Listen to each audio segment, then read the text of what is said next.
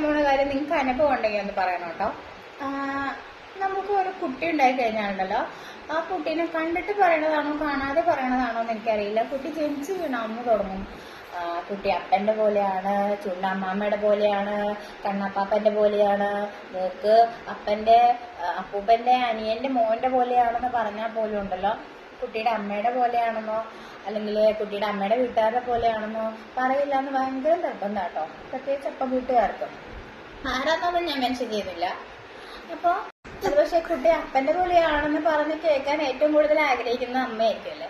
അപ്പോൾ അത് നമുക്ക് കേൾക്കാൻ ഇഷ്ടം തന്നെയാണ്. പക്ഷെ ചില അപ്പം വീട്ടുകാരുണ്ടല്ലോ, നമ്മളിങ്ങനെ ഒരുമാതിരി നല്ല കാര്യങ്ങൾക്കൊക്കെ കുട്ടിയുടെ ഇത് ഏറ്റെടുത്തിട്ടുണ്ടല്ലോ.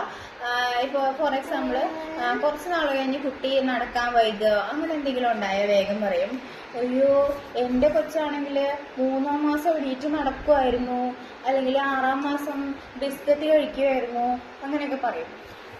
അത് കഴിഞ്ഞ് പിന്നെ കുറച്ച് നാളുകൾ കഴിഞ്ഞ് കൊച്ച് കുരുത്തക്കേടൊക്കെ ചെയ്യാൻ തുടങ്ങി പറയും, അയ്യോ ഈ കൊച്ച് ഏത് കൊല്ലത്തിൽ പോയാവോ, എൻ്റെ കൊച്ചിന് ഇത്ര വാശൊന്നും ഉണ്ടായിരുന്നില്ല, അല്ലെങ്കിൽ വായിൽ കൈയിട്ട് കൊടുത്തൊക്കെ അടിക്കില്ലായിരുന്നു, അങ്ങനെയൊക്കെ പറയും കേട്ടോ.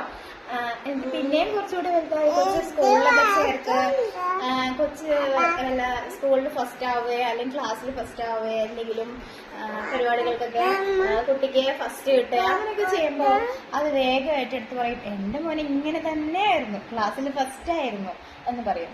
അതെന്താണാവോ, നല്ലത് ചെയ്യുമ്പോൾ മാത്രം അപ്പം വീട്ടുകാരും അല്ലെങ്കിൽ എന്തെങ്കിലും കുരുത്തക്കേടോ ചീത്ത സ്വഭാവമോ അല്ലെങ്കിൽ തെറ്റ് ചെയ്യുമ്പോഴോ ഒക്കെ അമ്മ വീട്ടുകാരും വിലവെക്കണ ഈ പരിപാടി ഒട്ടുമിക്ക സ്ഥലങ്ങളിലും കണ്ടുവരുന്നതാണ്.